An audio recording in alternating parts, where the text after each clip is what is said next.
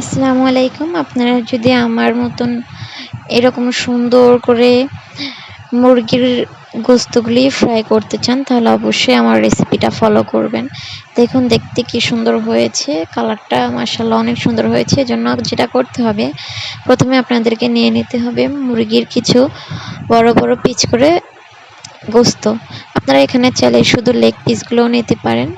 আমি এখানে মুরগির বুকের অংশ নিয়ে নিয়েছি, রানের অংশ নিয়ে নিয়েছি বড় বড় টুকরো করে। এবার একটি কাঁটা চামচের সাহায্যে এগুলোকে আমি ভালো করে করে কেচে নিব। আপনারা অবশ্যই কাঁটা চামচ দিয়ে এটা করবেন, ছুরি দিয়ে করবেন না, তাহলে গোস্তগুলো ছিঁড়ে ছিঁড়ে যাবে। এরপর আমি এখানে দিয়ে দিয়েছি পরিমাণ মতো লবণ, পরিমাণ মতো হলুদের গুঁড়ো, মরিচের গুঁড়ো, একটি ম্যাগি মশলা দিয়ে দিয়েছি। আমি যে মশলাগুলো দিচ্ছি সেগুলো অবশ্যই আপনারা দেওয়ার ট্রাই করবেন। এরপরে দিয়ে দিচ্ছিলাম পরিমাণ মতো টেস্টিং সল্টটা যদি একটু বেশি দেন তাহলে ভালো হয়, এটা খেতে সুস্বাদু লাগে। এরপর আমি এখানে দিয়ে দিয়েছি আমার বানানো একটি সিক্রেট মশলা। আমার অন্যান্য রেসিপিতে সিক্রেট মশলাটা কী দিয়ে বানানো হয়েছিল সে ডিসক্রিপশনে দেওয়া আছে, অন্য একটি মুরগির গোস্তের রেসিপিতে। আপনারা যদি জানতে চান এই মশলাটা কী দিয়ে বানানো হয়েছে তাহলে আপনারা আমার ভিডিওগুলো দেখে আসবেন।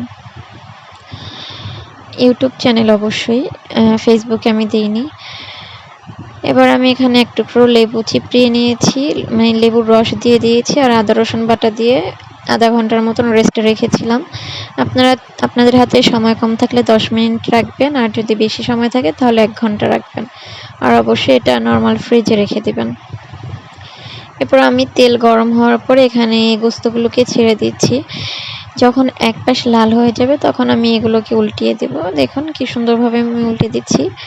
তেলটা একদম পুরো গরম করে ছাড়বেন না, হালকা ছাড়ার সাথে সাথে যাতে গোস্তটা পুড়ে না যায় বা কালার চলে না আসে, এই অবস্থায় আপনারা গোস্তটাকে ছাড়বেন তেলের ভিতরে।